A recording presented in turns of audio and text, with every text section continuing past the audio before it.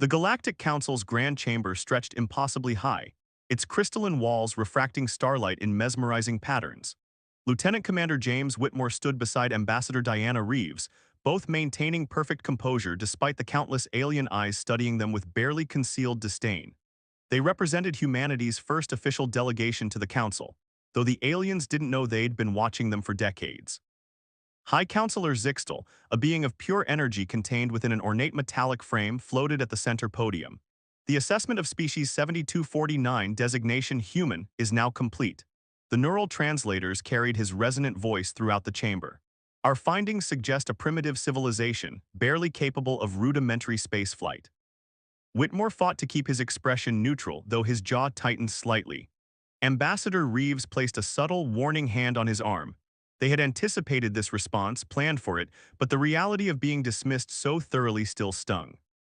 Their technological development is remarkably slow, continued Zixtal, projecting holographic images of Earth's public space program. They rely on chemical propulsion, have yet to establish significant colonial presence beyond their solar system, and their energy production methods are inefficient at best. The chamber filled with murmurs and clicking sounds as various species commented among themselves. A massive reptilian being, Ambassador Krall of the Drakari Imperium, rose from his seat. I move to classify them as a Category D species, primitive with limited potential. They require protection and oversight, nothing more. Reeves stepped forward, her voice clear and confident. The human delegation requests permission to address the council. The chamber fell silent, many delegates seemingly surprised that these primitives could even operate the translation technology. Granted, Zixtal responded, though his tone suggested he considered it a waste of time. Esteemed members of the council, Reeves began, her diplomatic training evident in every measured word. We appreciate your thorough evaluation of our visible technological achievements. However, I must point out that your assessment is based on incomplete data. Krall's scales rippled with amusement. Your primitive attempts at chemical rockets and fossil fuel usage are well documented. What could we possibly have missed? Whitmore stepped forward, activating a small device on his wrist. The chamber's holographic system suddenly shifted, displaying new images not of Earth's public space program, but of something far more advanced. The council members stared in shock at vessels that seemed to bend light itself, weapons that defied their understanding of physics, and defense systems that made their best technology look primitive in comparison. We didn't show you everything, Whitmore stated simply. We couldn't risk revealing our true capabilities until we understood the political landscape of the galaxy. What you've seen until now was a carefully crafted facade. The chamber erupted in chaos. Krall's massive form rose again, his voice thundering over the commotion. Impossible, our surveillance networks would have detected such technology. Reeves smiled diplomatically. Would they? The same networks that failed to detect our presence in this very chamber until we chose to reveal ourselves. She gestured to the corners of the room where several human stealth drones decloaked, having recorded the entire session. Zixtal's energy form pulsed rapidly, a sign of agitation. This is unprecedented, you deliberately deceived the council. No, Whitmore corrected. We protected ourselves. Earth's history taught us a valuable lesson. When technologically advanced societies encounter less developed ones, the results are rarely favorable for the latter. We needed to understand your intentions before revealing our true capabilities. The holographic display shifted again, showing vast shipyards hidden in the asteroid belt, research facilities buried beneath Mars' surface, and energy production systems that put the Council's best efforts to shame. Each image drove home a simple truth: humanity had not been struggling to catch up to galactic civilization. They had been choosing their moment to reveal themselves. We come offering friendship and alliance, Reeves continued, her voice carrying weight that hadn't been there before. But we also come with a warning. The age of dismissing species as primitive based on what they choose to show you must end. Earth stands ready to join the galactic community as equals and to protect those who cannot yet protect themselves. The chamber had grown deathly quiet, thousands of alien eyes fixed on the two humans who had just upended centuries of galactic politics. In the silence, Whitmore allowed himself a small smile. Phase 1 of humanity's emergence plan had gone exactly as predicted. Now came the interesting part, showing the galaxy that humanity's greatest strength wasn't their hidden technology, but their unmatched ability to adapt and evolve. The revolution had begun, not with the firing of weapons but with the shattering of assumptions. And this was only the beginning. 3 days after humanity's shocking revelation to the Galactic Council, Fleet Admiral Victoria Nash stood on the bridge of the UES Hyperion, Earth's most advanced warship. Through the quantum glass viewport, she watched as representatives from 20 major galactic powers approached in their diplomatic vessels.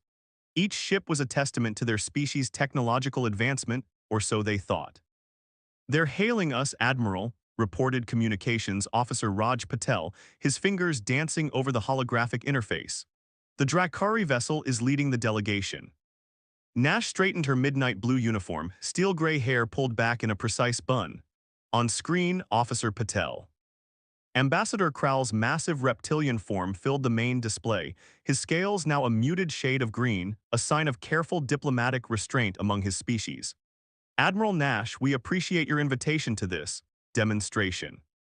"The pleasure is ours, Ambassador," Nash replied, her voice carrying the quiet confidence of someone holding a winning hand. "I trust your journey through the Sol system was enlightening." Kral's eye membranes flickered, the Drakari equivalent of an uncomfortable swallow. They had all seen the massive shipyards orbiting Jupiter, the energy collectors around Mercury, the quantum arrays scattered throughout the asteroid belt. Every passing hour revealed more of humanity's hidden infrastructure. "Your technological achievements are impressive," Kral admitted. "Though some council members question why such military might was necessary, it suggests a concerning level of paranoia." Nash smiled, but it didn't reach her eyes. "Is it paranoia when the threat is real, Ambassador? Computer, display historical file Omega 7. The bridge's holographic systems activated, showing footage that made the alien delegates recoil. Scenes of various advanced civilizations subjugating or destroying less developed ones played out in perfect clarity, incidents the Council had conveniently forgotten or classified. "We've been watching for decades," Nash explained. "Every peacekeeping operation against dangerous primitives, every protective occupation of underdeveloped worlds, every resource extraction that just happened to destroy indigenous populations." She paused, letting the weight of her words sink in. "We learned from your examples, just not the lessons you intended." The Zentari representative, a crystalline being named Vexler, chimed in. "These are internal council matters. How did you obtain this information?" Nash nodded to her tactical officer, Thomas Wright. "Show them the Ghost Fleet." Suddenly, dozens of human stealth ships decloaked around the diplomatic delegation. They had been there the entire time, undetected by even the most advanced alien sensors. The delegates' vessels' automatic defensive systems didn't even register them as threats because they couldn't detect them at all. "We've had observers at every major council operation for the past 30 years, Nash revealed. "Ships you couldn't detect using technologies you thought impossible. We watched, we learned, and we prepared." "For what?" Kral demanded, his scales shifting to a darker hue. "To change the game," Nash replied. She pressed a button on her command chair and new holographic displays appeared, showing human fleets positioned near dozens of developing civilizations across the galaxy. As we speak, Earth ships are taking up defensive positions around every Category D and C civilization in Council space. From this moment forward, any attempt to peacefully occupy or protectively annex these worlds will be met with force. The diplomatic channel erupted with overlapping protests and threats. Nash let them continue for exactly 30 seconds before raising her hand. The gesture somehow carried enough authority to silence beings from across the galaxy. "We're not asking for permission," she stated firmly. "We're informing you of how things will be from now on. Earth remembers its history, how stronger nations subjugated weaker ones, how advanced civilizations exploited those they deemed primitive. We won't allow that pattern to continue on a galactic scale." Vexler's crystalline form pulsed with agitation. "You would risk war with the entire council." "Would we?" Nash countered, "computer tactical analysis." The holographic display shifted again, showing detailed scans of the diplomatic vessels present. Every weakness, every vulnerability, every tactical flaw was highlighted in perfect detail. The message was clear: humanity hadn't just been watching, they'd been planning. "We don't want war," Nash continued, her voice softening slightly. "We want change. The galaxy needs it. Too many species have been deemed primitive and discarded. Too many civilizations have been exploited or destroyed because they developed differently than the Council expected. That ends today."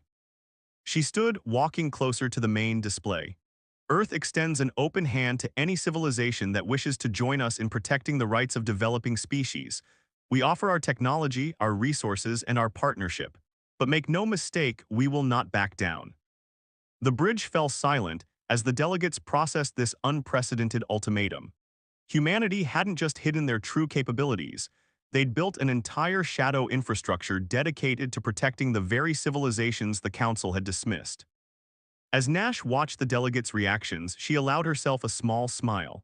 Phase 2 was complete.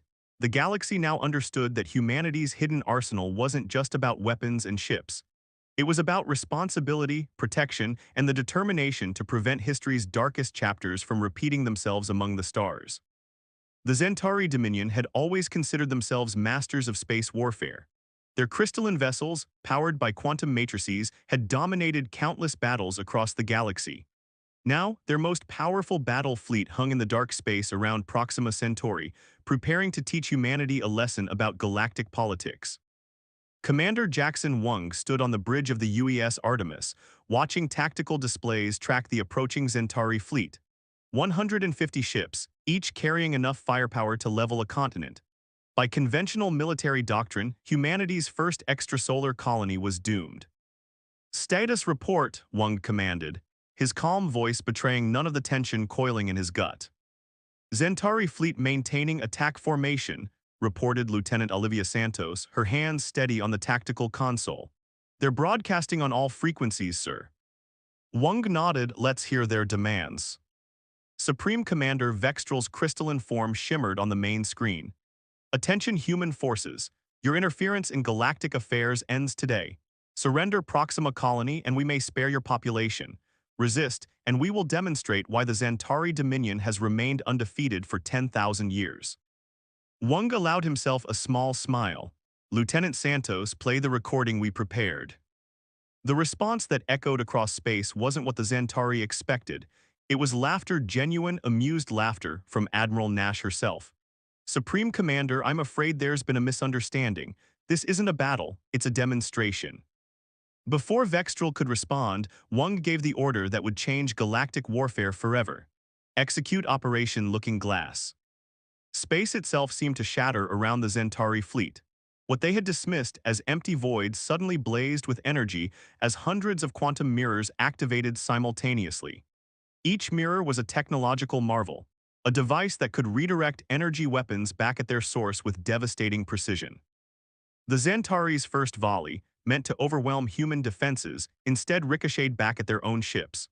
Crystalline hulls designed to channel energy found themselves overloaded by their own weapons. 20 ships fell in the first exchange, their quantum matrices destabilized by familiar frequencies they were never meant to defend against. "Phase 2, Wang ordered calmly. The void between stars rippled as human ships emerged from quantum space, not in traditional formation, but in a three-dimensional web that defied conventional tactics. Each vessel moved with impossible precision, their quantum drives allowing them to treat spacetime itself as a weapon. "They're attempting to regroup," Santos reported, a hint of professional admiration in her voice. "Conventional diamond formation." "Predictable," Wang commented. "Execute containment protocol." From the surface of Proxima B, massive gravity generators activated. The Zentari fleet, attempting to maneuver into defensive positions, found their carefully calculated trajectories disrupted by artificial gravity wells that shouldn't have been possible with known physics. "Impossible," Vextral's voice crackled across the command channel. "These technologies violate fundamental laws of physics." "No," Wang replied, allowing himself a moment of satisfaction. "They violate your understanding of physics. There's a difference." He turned to his tactical officer. "Lieutenant Santos, show them why humanity chose to hide its capabilities for so long." The human fleet moved as one, their formations shifting like liquid mercury. Each ship's quantum drive created ripples in spacetime, turning the battlefield into a maze of gravitational distortions. The Zentari found their advanced targeting systems worse than useless. The quantum distortions made every target appear to be in multiple places simultaneously. "Their shields are adapting," Santos reported. "They're learning from each engagement." Wang nodded approvingly. As expected, time to show them something they can't adapt to. Launch the Nemesis platforms. Dark objects detached from the human ships, each no larger than a shuttle. The Zentari sensors registered them as debris until they activated. Each Nemesis platform generated its own pocket of altered spacetime, creating zones where the laws of physics operated differently. Zentari weapons' fire dissipated harmlessly into subspace. Their quantum matrices, the heart of their technological supremacy, fluctuated wildly as reality itself became unreliable within the Nemesis fields. Ships designed to manipulate energy found themselves in regions where energy behaved according to different rules. "They're targeting the platforms," Santos announced. "Let them," Wang replied. "Show them what happens when you destroy a Nemesis field generator." The Zentari destroyed 3 platforms in quick succession.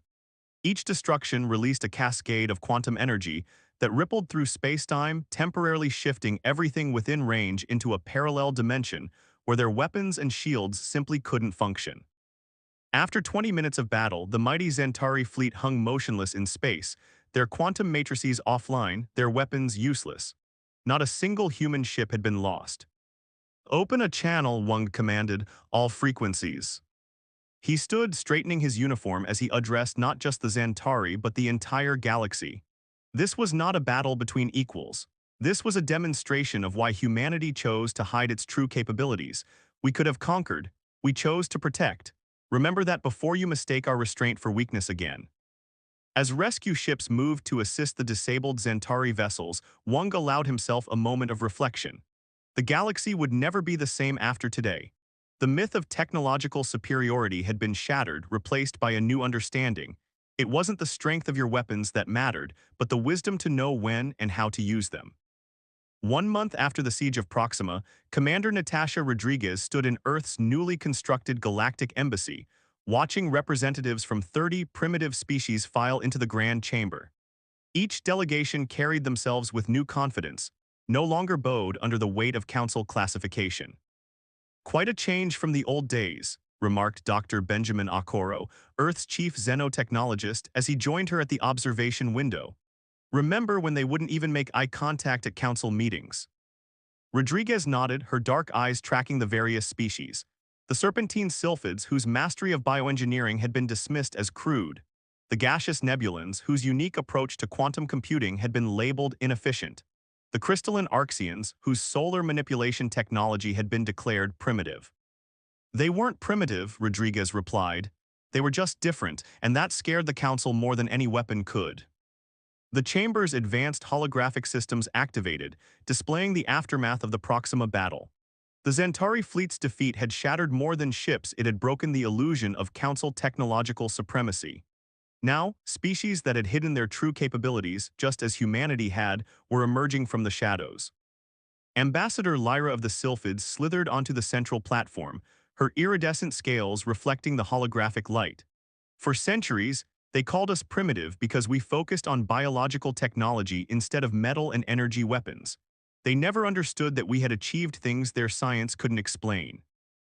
As if to demonstrate, her body shifted and changed, taking on properties of various materials, becoming transparent, then metallic, then something that seemed to bend light itself. The council had dismissed such abilities as simple camouflage. They hadn't realized the Sylphids had mastered control over matter at the quantum level through biological means. "The Arxeans faced similar dismissal," added their representative, a crystalline being named Vox. "Their body pulsed with internal light as they spoke. We learned to trap and manipulate solar plasma within our crystalline matrices. The council called it primitive because we didn't use their approved containment methods." Rodriguez stepped forward, addressing the gathered species. "That's why we're here today, not to form a rival power block but to create something new. A coalition where different paths to advancement are celebrated, not suppressed." The chamber's displays shifted, showing the quantum mirrors that had turned the tide at Proxima. "Humanity's greatest strength isn't our technology," she continued. "It's our ability to learn from others, to see value in different approaches. Each of you has developed technologies and abilities that the Council dismissed because they didn't fit their narrow definition of advancement." Dr. Okoro activated another holographic display, this one showing the combined technological achievements of the gathered species. "Together, we represent not just military power but a fundamental challenge to how the galaxy thinks about progress. The Council's linear path of technological advancement is just one way forward. There are countless others." The Nebulan representative, a swirling cloud of intelligent gas contained within a self-generated electromagnetic field, moved forward. We have hidden too long. The Xantari defeat proves the old order can be challenged. More than challenged, Rodriguez corrected. It can be transformed, which brings us to why we've gathered you here today. She gestured and the holographic displays merged, showing a massive structure taking shape in orbit around Earth. This is the Convergence Institute, a place where all our species can share knowledge freely, where different approaches to science and technology can be studied and combined, where being different isn't a weakness, it's a source of strength. The chamber erupted in excited discussion as the implications became clear. This wasn't just an alliance, it was a revolution in how galactic civilization approached development and progress. But the Council will resist, warned Ambassador Lyra. They've already begun increasing pressure on other developing worlds. Rodriguez smiled. They can try. The display shifted again, showing human stealth fleets positioned near every threatened world. But they'll find that humanity's example has inspired others. The Sylphids have already deployed their bioships to protect 3 worlds. The Arxians' solar manipulation technology has made 2 systems virtually impenetrable. And that's just the beginning, Dr. Okoro added. Every species here has something unique to contribute, something that approaches problems from an angle the Council never considered. The gathered representatives watched as their combined defensive networks appeared on the display. A web of protection using technologies that ranged from quantum manipulation to biological computing, from solar plasma control to gravitational engineering. The age of hiding in the shadows is over, Rodriguez declared. The age of conforming to someone else's definition of advancement is done. Together, we're going to show the galaxy that there are as many paths to the future as there are species to imagine them. As the chamber filled with sounds of agreement, Rodriguez shared a knowing look with Dr. Okoro. The Council had created this situation themselves, dismissing and suppressing any civilization that developed differently than expected. Now those same civilizations were uniting, combining their unique approaches to create something unprecedented. The galaxy was about to learn that true advancement didn't come from following a single path. It came from exploring every possible road to the future. The discovery came during what should have been a routine quantum scan of Titan. Dr. Hannah Patel stood in the UES Odyssey's research lab, staring at readings that defied explanation. Beneath the moon's icy surface lay structures that couldn't exist, yet the evidence was undeniable. Admiral Nash needs to see this, she whispered to her research partner, Dr. Wei Zhang. Immediately. 48 hours later, the leaders of the new coalition gathered in a secure chamber deep beneath Earth's galactic embassy. Admiral Nash stood at the center, her usual composure shaken by what the scientists had found. What you're about to see will fundamentally change our understanding of not just human history, but galactic evolution itself, Nash began. Dr. Patel, please proceed. The holographic display activated, showing structures beneath Titan's surface that combined technological sophistication with distinctly human design principles. But according to their quantum dating, these structures were over 3 million years old. Impossible, breathed Ambassador Crowell, who had been invited as a witness. Humans only achieved spaceflight centuries ago. That's what we wanted everyone to think, Dr. Patel replied. What we ourselves believed, but these structures tell a different story. She zoomed in on written characters etched into the ancient walls. This is an early form of human language, but the technology, it's beyond anything we currently possess. Dr. Zhang stepped forward. We've found similar structures on Mars, Venus, and several moons of Jupiter, all bearing the same markers, all dating to roughly the same period. Our solar system wasn't our beginning, it was our refuge.